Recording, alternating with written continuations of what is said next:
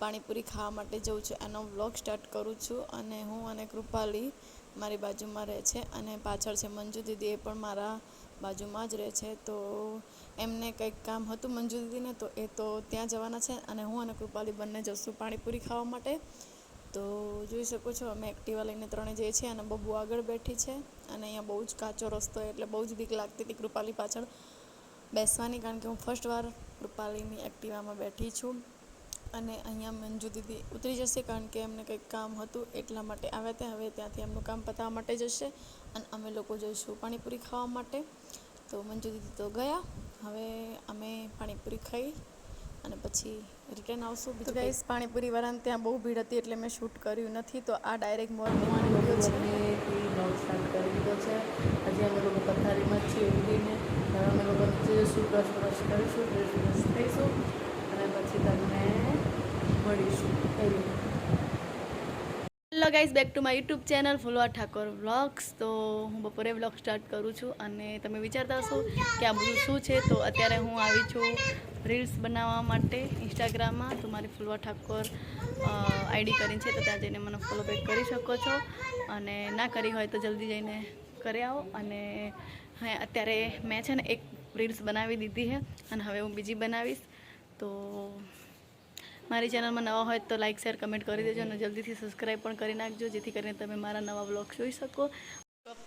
Remove થઈ ગયો છે તો હું જોઈ શકો છો કેવી લાગુ છું.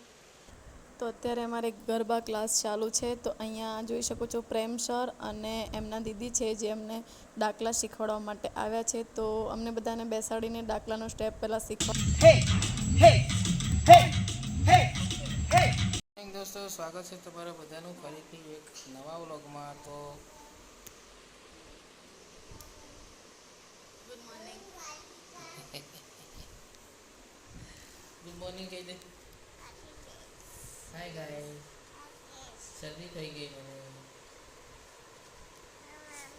જેને આજે શરદી અને ઉધરસ ને એવું થઈ ગયું, કોન ને એવું ખાઈ બધું. કોન ને સોડા નહીં ને તમારા ચાલો.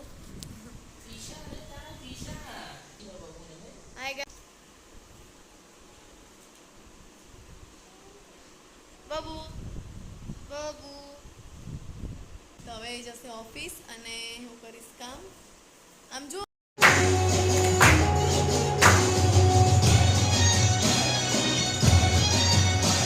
તો આજે અમારા ગરબા ક્લાસમાં રજા રાખી છે કારણ કે બહાર બહુ વરસાદ છે, એટલા માટે અમારા સર આવ્યા નથી. તો અમે વિચાર્યું કે પ્રેક્ટિસ કરીએ. તો બહાર તો વરસાદ ચાલુ હતો એટલે ત્યાં તો પ્રેક્ટિસ કર્યા જેવી હતી નહીં. તો અમારા 10 જણનું ગ્રુપ છે. તો 10 જણના ગ્રુપમાં અમે 3 ફ્રી હતા એટલે વિચાર્યું કે મારી ફ્રેન્ડના ઘરમાં આપણે પ્રેક્ટિસ કરીએ. તો અમે 3 અત્યારે પ્રેક્ટિસ કરી રહ્યા છીએ 8 દાડીની. તો અમે 8 દાડી સુધી પહોંચી ગયા છીએ અને હવે આવશે 9 અને 10 દાડી. તો એ પણ જોવાની તમે ભૂલતા નહીં. એ પણ હું વિડીયો મૂકીશ. 4 તાલીથી 10 તાલી સુધીના વિડીયો હું મૂકવાની છું, એ તમે જોવાનું ભૂલતા નહીં. તો કંઈ નહીં, અત્યારે પ્રેક્ટિસ ચાલુ છે. અને આમ તો ઘણા બધા લોકો છે, નાના મોટા કરીને 20 જણા છે, પણ મોટાનું ગ્રુપ 10 જણાનું છે અને નાના છોકરાઓનું 10 જણા, એમ કરીને 20 જણાનું ગ્રુપ છે. તો અત્યારે અમને ગાર્ડનમાં શીખવાડે છે, ગાર્ડનમાં ક્લાસ ચાલુ છે. તો આજે તો વરસાદ હતો એટલે રજા રાખી, એટલા માટે અમે ઘરમાં ગરબાની પ્રેક્ટિસ કરીએ. તો તમે જોઈ શકો છો અને એ પણ હું બતાવીશ કે કેટલા લોકો શીખે છે, એ હું વિડીયો મૂકીશ, એમાં તમે જોઈ લેજો. તો કંઈ નહીં, આજનો વિડીયો આટલો જ હતો. અને આ ગરબાનો સ્ટેપ કેવો લાગ્યો 8 તાળીનો એ પણ કમેન્ટમાં કહેજો, તો હું તમને નવા વિડીયો બતાવીશ. તો ગરબાની પ્રેક્ટિસ પૂરી થઈ ગઈ છે અને હવે અમે લોકો જશું ઘરે. હેલો ગાઈઝ, કેમ છો? આઈ હોપ કે બધા મજામાં જશો. તો હું અત્યારે સાંજે વ્લોગ સ્ટાર્ટ કરું છું અને અત્યારે કેટલા 10 દિવસ થયા છે ને આપણે? કેટલા દિવસ થયા ગરબા શીખવાના? 10 દિવસ. હા, તો અમારે ગરબાને ક્લાસ ચાલુ છે અને આજ કંઈક 10 દિવસ થયા છે અને આજે સર અમારા આવ્યા નથી. તો અત્યારે એની પ્રેક્ટિસ ચાલુ છે અને પાછું મારી ફ્રેન્ડનું ઘર, તો ત્યાં અમે અત્યારે પ્રેક્ટિસ કરીએ કારણ કે બહાર ચાલુ છે વરસાદ. એટલે હાય ગાઈસ એમ કહેતો. હાય ગાઈસ એમ કહેતો. તો ચલો હવે હું ઘરે જઈશ. પ્રેક્ટિસ પૂરી થઈ ગઈ, સ્પીકર બધું મૂકી દીધું છે અને હવે ચલો બબુ મેડમ અહીંયા આવી ગયા. આપી દો બેટા એમને રિમોટ. ચલો આવવાનું તાર ઘરે. હા ના નો હોય. તો ચલો અમે ફટાફટ ઘરે જઈશું અને બહાર વરસાદ ચાલુ છે. ગુડ નાઇટ બધાને.